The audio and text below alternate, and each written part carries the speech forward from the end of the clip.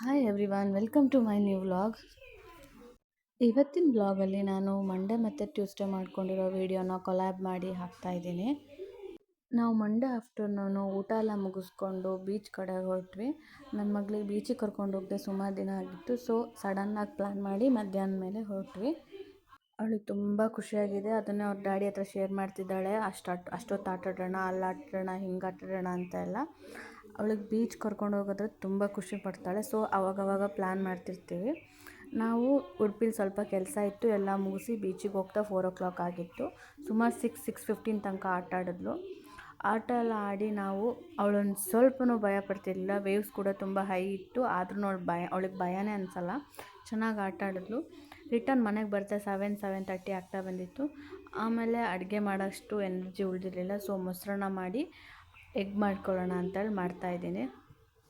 Mini vlog ಮಾಡೋಕ್ಕೆ ಏನೂ different ಆಗಿರೋ ಕಂಟೆಂಟ್ ಇಲ್ಲ. ಸೊ ಅದಕ್ಕೆ ಮಿನಿ ವ್ಲಾಗ್ ಶೂಟ್ ಮಾಡ್ತಾನೆ ಇರಲಿಲ್ಲ. ಸಡನ್ನಾಗಿ ಮಂಡೇ ಅಂದ್ಕೊಂಡೆ ಲಾಂಗ್ ವೀಡಿಯೋ ಮಾಡೋಣ ಒಂದು ಅಂತ. ಸೊ ಶೂಟ್ ಮಾಡ್ಕೊಂಡು ಹಾಕ್ತಾಯಿದ್ದೀನಿ. ಲಾಂಗ್ ವೀಡಿಯೋ ಮಾಡಿಕೊಂಡ್ರೆ ಎಡಿಟ್ ಮಾಡಿ ವಾಯ್ಸ್ ಓವರ್ ಕೊಡೋಕ್ಕೂ ಸ್ವಲ್ಪ ಟೈಮ್ ತಗೊಳುತ್ತೆ. ಸೊ ಅದಕ್ಕೆ 2 ದಿನ ಬಿಟ್ಟು ವೆಡ್ನೆಸ್ಡೇ ಇದನ್ನೆಲ್ಲ ಎಡಿಟ್ ಮಾಡಿ ಪೋಸ್ಟ್ ಮಾಡ್ತಾಯಿದ್ದೀನಿ. ನನ್ನ ಮಗಳಿಗೆ ಊಟ ಎಲ್ಲ ಮಾಡಿಸ್ಕೊಂಡೆ. ಅವತ್ತಿನ ದಿನ ಮತ್ತೆ ನನಗೇನು ಶೂಟ್ ಮಾಡೋಕ್ಕಾಗಿಲ್ಲ. ಇದು next day vlog, Tuesday vlog. ಆಫ್ಟರ್ನೂನಿಂದ ಶೂಟ್ ಮಾಡ್ಕೊಂಡಿದ್ದೀನಿ. ಕೃಷಿ ತಪಣ್ಣಂದು ರಾಜೇಶ್ ಯೂಟ್ಯೂಬ್ ಚಾನಲಲ್ಲಿ ಇಂಟರ್ವ್ಯೂ ವೀಡಿಯೋನ ನೋಡ್ತಾ ಎಲ್ಲ ಕೆಲಸ ಮುಗಿಸ್ಕೊಂಡೆ. ಅಷ್ಟೊತ್ತಿಗೆ ನನ್ನ ಮಗಳು ಮತ್ತು ನನ್ನ ಹಸ್ಬೆಂಡ್ ಮಾರ್ನಿಂಗೇ ಇನ್ಲಾಸ್ ಮನೆಗೆ ಹೋಗಿದ್ದರು. ಅವ್ರು ರಿಟರ್ನ್ ಬರ್ತಾ ನನಗೆ ಹಲಸಿನ ಹಣ್ಣು ತೊಗೊಂಬಂದಿದ್ರು. ಸೊ ಅದಕ್ಕೆ ನಾನು ಹೋಗಿ ತೊಗೊತಾ ಇದ್ದೆ. ಸೀಸನಲ್ ಫ್ರೂಟ್ ಹಲಸಿನ ಹಣ್ಣು, ಮಾವಿನ ಹಣ್ಣು ಎಷ್ಟು ತಿಂದರೂ ಕ್ರೇವ್ ಆಗ್ತಾನೇ ಇರುತ್ತೆ. ಸೊ ತೊಗೊಂಡು ಬಂದು ಅದನ್ನು ತಿಂತಾಯಿದ್ದೆ. ಆ್ಯಂಡ್ ನನಗೆ ಕೃಷಿ ತಪಣ್ಣಂದು ಇಂಟರ್ವ್ಯೂ ನೋಡಿದ್ಮೇಲೆ ನನಗನ್ಸಿದ್ದು ಯಾರನ್ನೂ ರ್ಯಾಂಡಮಾಗಿ ಜಡ್ಜ್ ಮಾಡಬಾರ್ದು ಅಂತ. ಅವ್ರು ಮಾತಾಡಬೇಕಾದ್ರೆ ಎಷ್ಟು ಹರ್ಟ್ ಆಗ್ತಿತ್ತು ಅವ್ರಿಗೆ, ಅವರೆಷ್ಟು ಅಳ್ತಾ ಇದ್ರು, ಅದನ್ನೆಲ್ಲ ನೋಡಿ ಒಂಥರ ಅನಿಸ್ತು. ನಾವು ಕೂಡ ಎಲ್ಲರನ್ನೂ ಸಡನ್ನಾಗಿ ಜಡ್ಜ್ ಮಾಡಿಬಿಡ್ತೀವಲ್ಲ ಅಂತ. ಹಾಗೆ ಇಲ್ಲಿ ಹಲಸಿನ ಹಣ್ಣು ತಿಂತಾಯಿದ್ದೀನಿ. ಅದು ತುಂಬ ಚೆನ್ನಾಗಿತ್ತು, ಸ್ವೀಟ್ ಇತ್ತು. ಕಾಡಲ್ಲಿರೋ ಒಂದು ಯಾವುದೋ ಹಲಸಿನ ಮರದ್ದು ಹಲಸಿನ ಹಣ್ಣಂತೆ. ಅವ್ರು ಹೇಳಿದರು ಸಕ್ಕರೆ ಥರ ಇದೆ ಅಂತ. ಅದನ್ನು ನನ್ನ ಗಂಡಂಗಿಲ್ಲಿ ಹೇಳ್ತಾಯಿದ್ದೀನಿ, ಸಕ್ಕರೆ ಥರ ಇದೆ ಅಂದಿದ್ರಲ್ಲ ಅದ ಇದು ಅಂತ.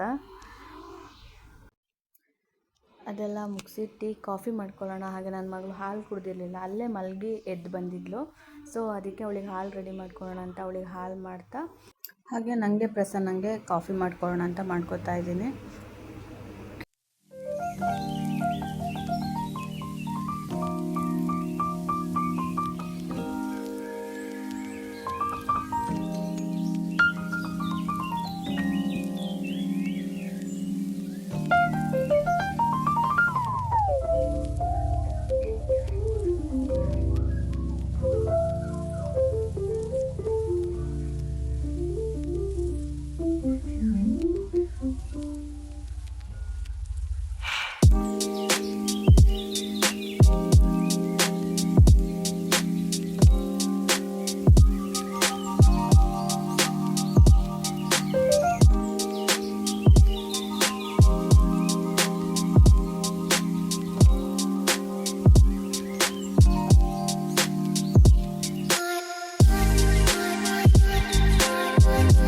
ಈವ್ನಿಂಗ್ ಕಾಫಿ ಎಲ್ಲ ಕುಡಿದು ಪೂಜೆ ಮಾಡಲಿಕ್ಕಂತ ಸಂಜೆ ಫ್ರೆಶ್ ಅಪ್ ಆಗಿ ಪೂಜೆ ಮಾಡೋಕ್ಕೆ ರೆಡಿ ಮಾಡಿಕೊಂಡೆ. ಹಾಗೆ ನನ್ನ ಮಗಳು ಈಗ ಹೊಸದಾಗಿ ಕಾಲಿಗೆ ಬೀಳೋದೊಂದು ಪ್ರಾಕ್ಟೀಸ್ ಕಲ್ತ್ಕೊಂಡಿದ್ದಾಳೆ. ಒಂದು 10 ಸಲ ಕಾಲಿಗೆ ಬೀಳ್ತಾಳೆ. ಪೂಜೆ ಎಲ್ಲ ಮುಗಿಸ್ಕೊಂಡು ಹೊರಗಡೆ ಸ್ವಲ್ಪ ಕೆಲಸ ಇತ್ತು, ಹಾಗೆ ಹೊರಗಡೆ ಹೊರಟಿದ್ವಿ. ಹೊರಗಡೆ ಸ್ವಲ್ಪ ಶಾಪಿಂಗ್ ಇತ್ತು, ಹಾಗೆ ಬಟ್ಟೆ ಅಂಗಡಿಗೆ ಹೋಗಿದ್ವಿ. ಅಲ್ಲಿ ನನ್ನ ಮಗಳದೆಲ್ಲ ಮತ್ತೆ ಚೇಷ್ಟೆ ಸ್ಟಾರ್ಟ್ ಆಗಿತ್ತು. ಅಲ್ಲೆಲ್ಲ ಮುಗಿಸ್ಕೊಂಡು ಬರ್ತಾ ಹಾಗೆ ಚಿಕನ್ ತೊಗೊಂಡು ಬಂದು ಮನೇಲಿ ಸಾಂಬಾರು ಮಾಡಿ ಕೋಳಿ ರೊಟ್ಟಿ ತಂದಿದ್ವಿ. ಅದೇ ಡಿನ್ನರ್ಗಾಯಿತು.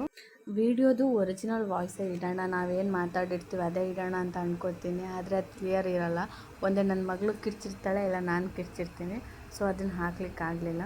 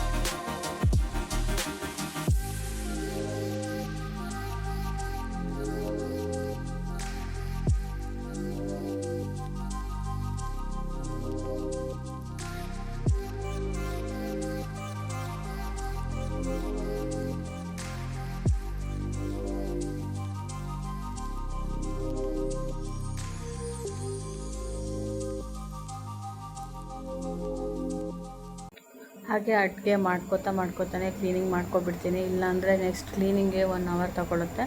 ಸೊ ಅದು ಫ್ರೀ ಇದ್ದಾಗ ಅದು ಫ್ರೈ ಆಗ್ತಿರ್ಬೇಕಾದ್ರೆ ನಾನು ಹಂಗಂಗೆ ಕ್ಲೀನಿಂಗ್ ಮಾಡ್ಕೊಂಬಿಡ್ತೀನಿ. ನೆಕ್ಸ್ಟ್ ಅಷ್ಟು ಬರ್ಡನ್ ಆಗಲ್ಲ ಅಂತ. ಅಡುಗೆ ಎಲ್ಲ ಮುಗಿಸ್ಕೊಂಡೆ.